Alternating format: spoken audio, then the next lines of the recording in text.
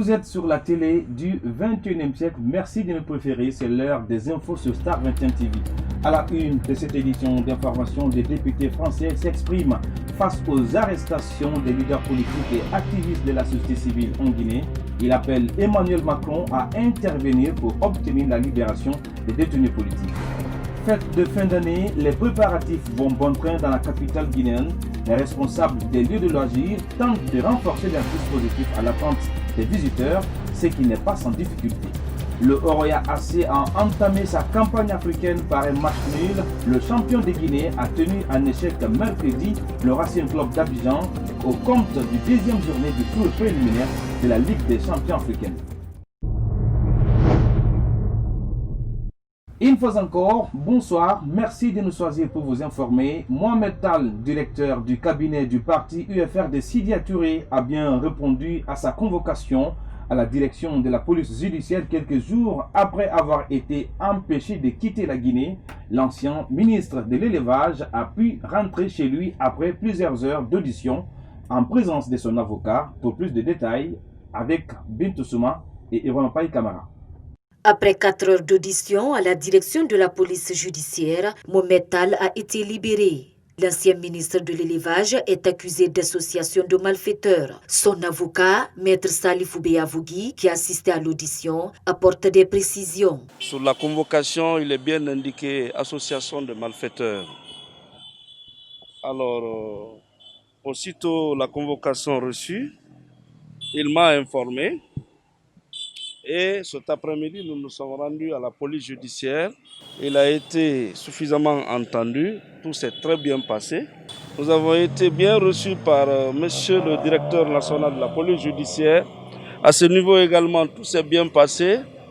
Et nous rentrons à la maison et on attend la suite de l'événement. Le régime d'Alpha Condé est souvent accusé de violer les droits des prévenus. Cette fois-ci, Maître Béa se dit satisfait de la méthode de convocation de son client. Aujourd'hui, j'ai été émerveillé par la DPJ.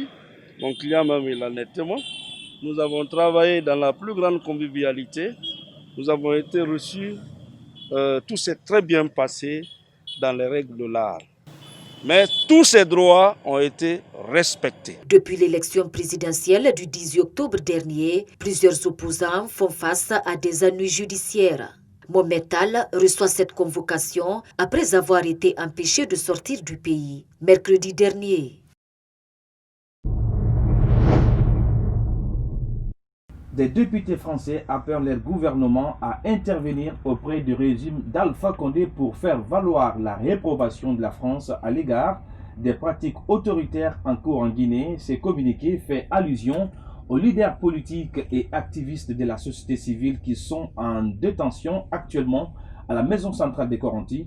Selon Baouri, cette démarche est une attitude traditionnelle mais qui a tout son poids. Oumar Condé et Sayon Kamara. Dans le communiqué, des élus membres du groupe d'amitié France-Guinée de l'Assemblée nationale française interpellent leur gouvernement afin d'intervenir auprès du régime d'Alpha Condé pour faire valoir la réprobation de la France à l'égard de pratiques autoritaires en cours en Guinée. Pour Amadou Ouriba, cela est une attitude traditionnelle.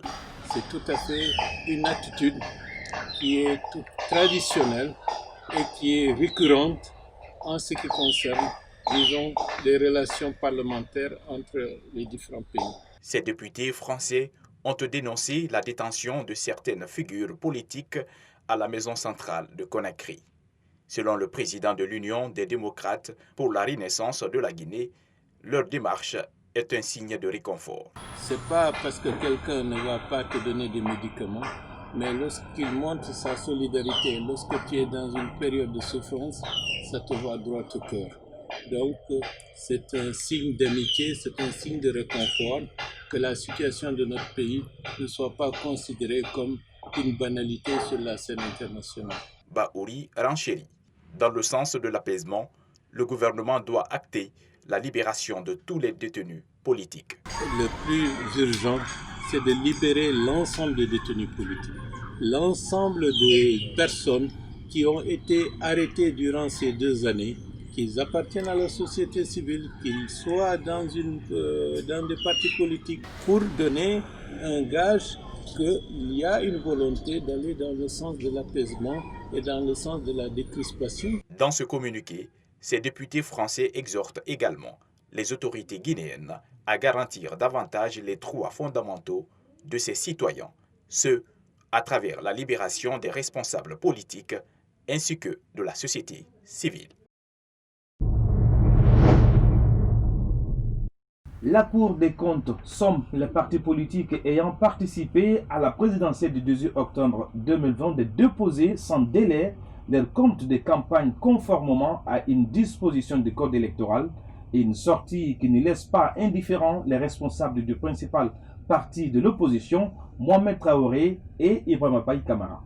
Ce lundi 21 décembre 2020, la Cour des comptes a joint les partis politiques ayant participé à l'élection présidentielle du 18 octobre dernier afin qu'ils déposent leur compte de campagne dans un bref délai. Interrogé sur cette question, Joachim Baba Milimono, deuxième responsable de la cellule de communication de l'UFDG, rattache cela à leur accès au siège et QG du parti. Demander aujourd'hui à l'UFDG de fournir une quelconque pièce se trouvant dans ces locaux-là, il est difficile pour nous d'être en mesure de le faire. On ne peut pas faire de compte s'il n'y a pas de pièce comptable qui justifie et qui atteste que ce qui est dit est vrai. Joachim Baba Milimono indique que la justice a été saisie pour que le parti soit rétabli dans ses droits, mais jusque-là, rien. Dans le cas d'espèce, nous avons saisi la justice à travers le tribunal de première instance de Dixine, duquel nous relevons.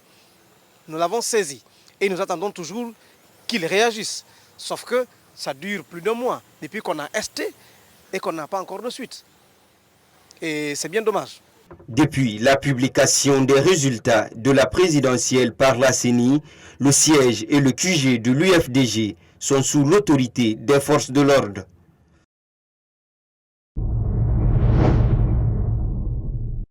Une concession a pris feu ce mercredi dans la soirée au quartier Simon Bossia dans la commune de Ratoma. Tout a été consumé par les flammes. Cet incendie serait dû à un court-circuit. Plus de détails avec Mariam Mabari et Moustapha Diani. C'est cette maison de 4 chambres, 4 toilettes, un salon, une terrasse et une cuisine qui a été complètement ravagée par le feu dans la soirée de ce mercredi 23 décembre 2020. Une quinzaine de personnes ont vu leur affaire brûler en pissant. Husseina Toubari, l'une des victimes, explique les circonstances de l'incendie. Ma grand-mère m'avait commissionné de déposer un colis dans le voisinage.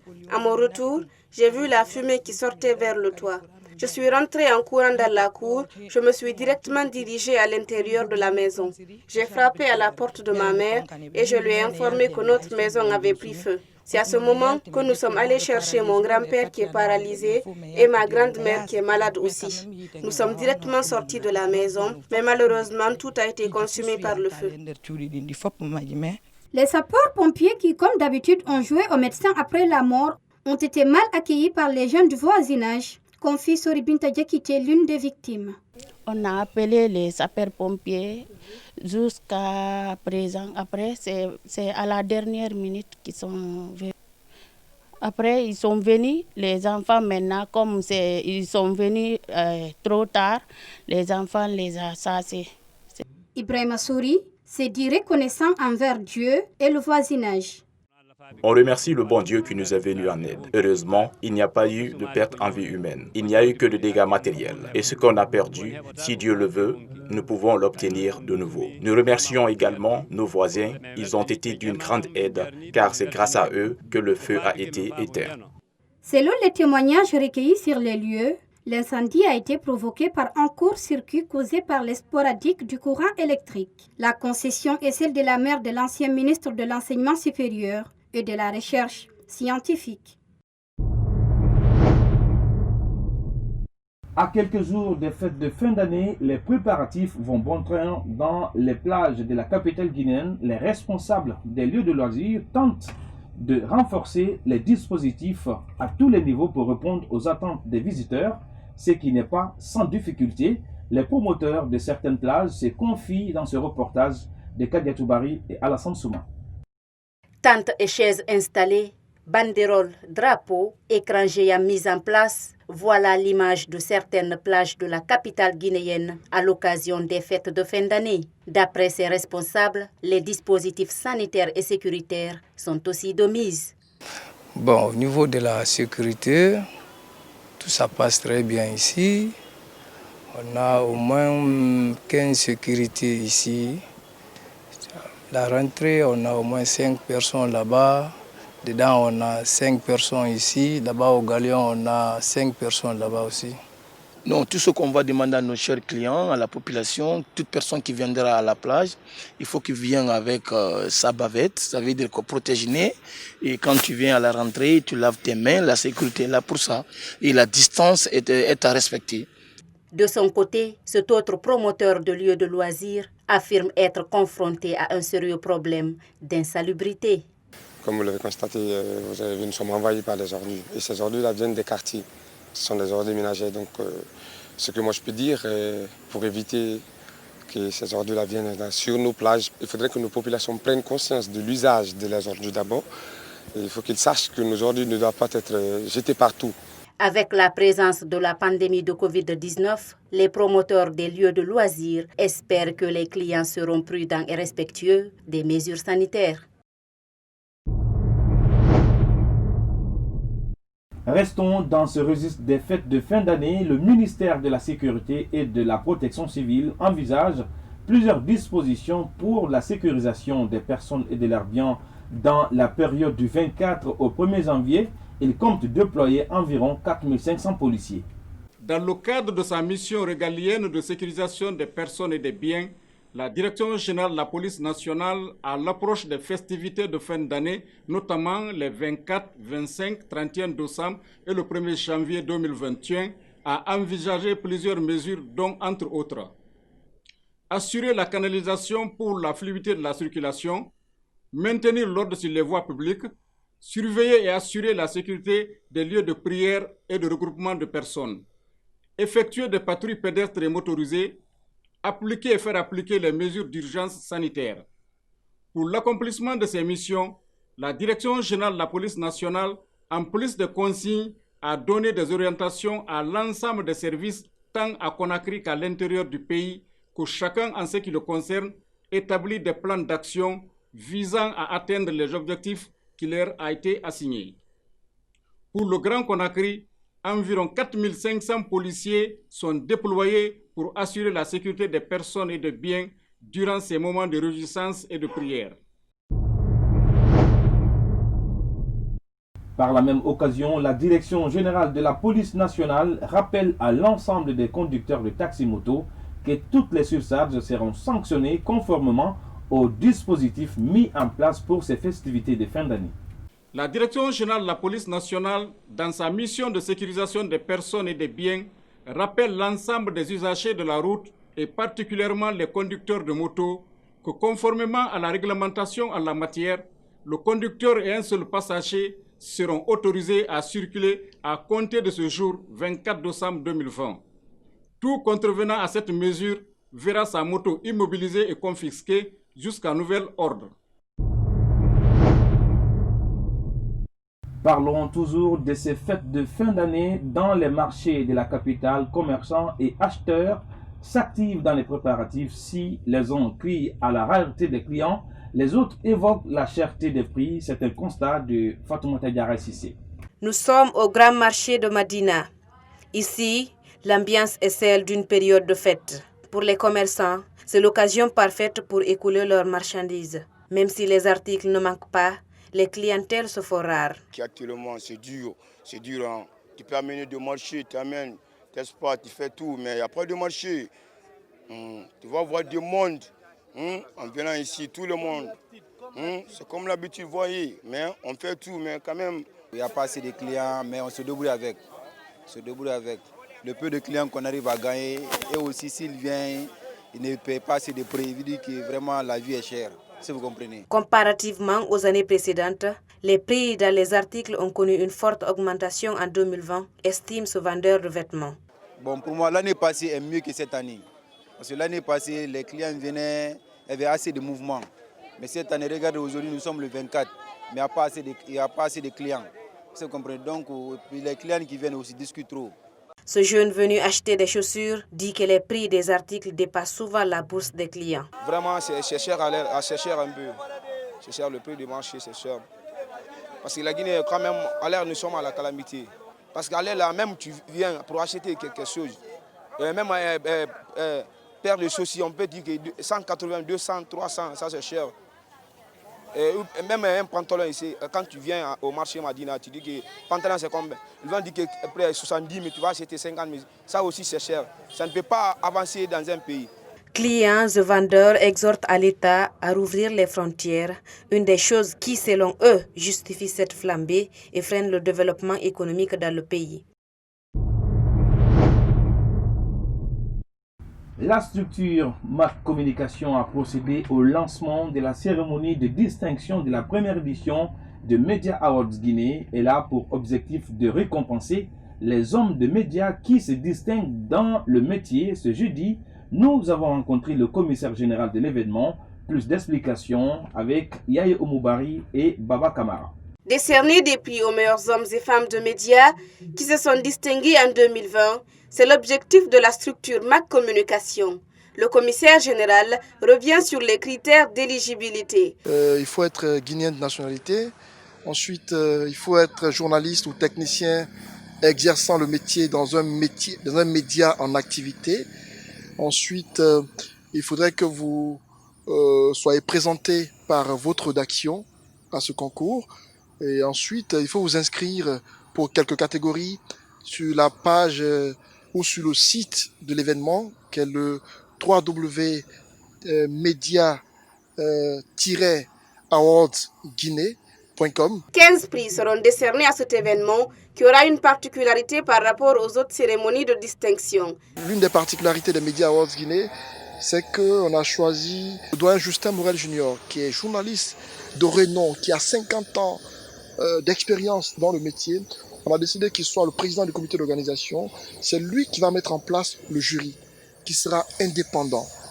Nous, on ne se mêlera pas du travail du jury. Ils seront indépendants. Ce sont eux qui vont définir qui va être retenu, qui ne le sera pas. La cérémonie se tiendra le 27 mars 2021 à Conakry. Parlons de circulation dans cette édition d'information. Les panneaux de signalisation sont installés progressivement dans les différents carrefours de la capitale. Cependant, les faire respecter relèvent d'un parcours de combattants.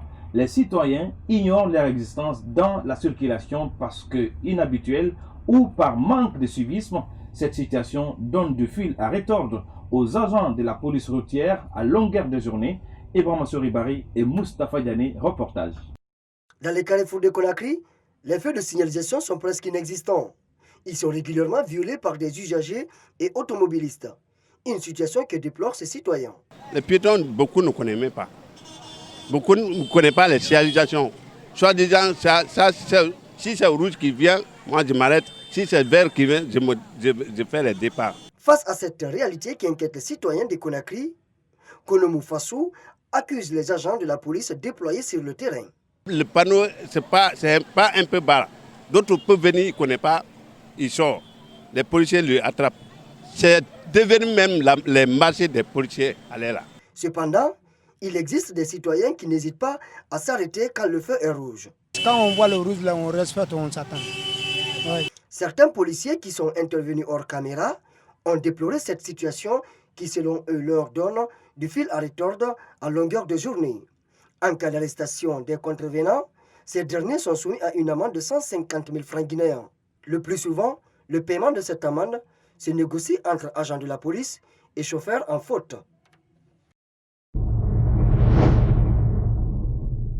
Association Mines sans pauvreté a rendu public ce mercredi 23 décembre 2020 son rapport de voyage d'études sur l'exploitation minière et environnementale dans certaines localités environnantes situées entre Jéré-Corée, Lola et la République de Libéria. Dans ce rapport de 44 pages, les études ont montré qu'il y a une nécessité de la mise en place d'une politique commune d'exploitation minière autour du Mont Nimba, Sayon Kamara. Après 11 mois d'études sur les impacts de l'exploitation minière autour du Mont Nimba, l'association Mines sans pauvreté a dressé un rapport peu reluisant sur la préservation de l'environnement. Ces études visent à mesurer la gestion environnementale mise en œuvre par les sociétés minières en vue de minimiser la dégradation des forêts causée par l'exploitation minière. Lorsque vous avez des projets miniers qui s'accentuent autour de ces écosystèmes sensibles, il y a lieu de se poser plusieurs questions. Est-ce qu'il faut continuer à fustiger le fait qu'on donne des permis dans ces zones, ou est-ce qu'il faut s'opposer carrément au développement des projets miniers dans ces localités? Mais compte tenu de la situation de nos pays pauvres que nous sommes, ce n'est pas la solution. Il va falloir repenser un peu le système. Donc, nous avons estimé qu'un cadre d'apprentissage des bonnes pratiques serait salutaire. La Guinée et la Sierra Leone sont deux pays exportateurs des ressources minières autour du Mont Nimba. Pour éviter la dégradation des faunes et flores qui composent ce patrimoine forestier de l'UNESCO, ce responsable de l'ONG Mines sans pauvreté fait quelques recommandations aux autorités des deux pays. Il va falloir faire en sorte qu'il y ait un moyen de développer ce processus, que la restauration soit systématique, continue et progressive sur les sites miniers, et encourager les États, encourager les sociétés minières à adopter ce principe-là. Le même rapport sollicite une unité d'action des ONG engagées dans la protection des droits des communautés impactées pour une solution forte et durable. Sport, on en parle dans ce journal. L'Oroya AC a entamé sa campagne africaine ce mercredi 23 décembre 2020 contre le Racing Club d'Abidjan et match aller comptant du deuxième tour préliminaire de la Ligue des champions africaine. Au terme de la rencontre, le champion de Guinée a été tenu en échec à Abidjan. Ibrahima Diallo pour le commentaire. En difficulté en championnat, le Oroya AC était en déplacement ce mercredi dans la capitale ivoirienne pour affronter le Racing Club d'Abidjan en match aller du deuxième tour préliminaire de la Ligue des champions africaine. À l'entame, ce sont les visiteurs qui se mettent à l'évidence dès la première partie avec un jeu offensif. Face à une défense solide du Racing, les rouges et blancs de Matam vont longtemps souffrir avant de trouver le fond du filet. Sur un penalty provoqué par Boniface Haba, le capitaine Dramani Kema permet à son équipe de prendre l'avantage dans la première explication. À la reprise, le club ivoirien se montre plus en plus efficace. Sur une pression, le portier Moussa Kamara du Oroya commet une bourde et permet aux locaux ivoiriens de revenir au score à la 61e minute par Kader Balo. Malgré les multiples occasions, les deux équipes vont se neutraliser sur un score d'un but partout. N'ayant pas un diplôme requis par la CAF pour diriger une équipe dans cette compétition, le coach sénégalais du Oroya était soumis à quitter le banc de tous. Le match retour entre ces deux équipes est prévu le 6 janvier 2021 au stade du 28 septembre de Conakry. Mesdames, Messieurs, c'est la fin de cette édition d'information. Merci de l'avoir suivi. On se reprend sur les antennes de Star 21 TV pour d'autres informations. Surtout, ne quittez pas sur cette télé car le programme reste riche et varié. Et à bientôt.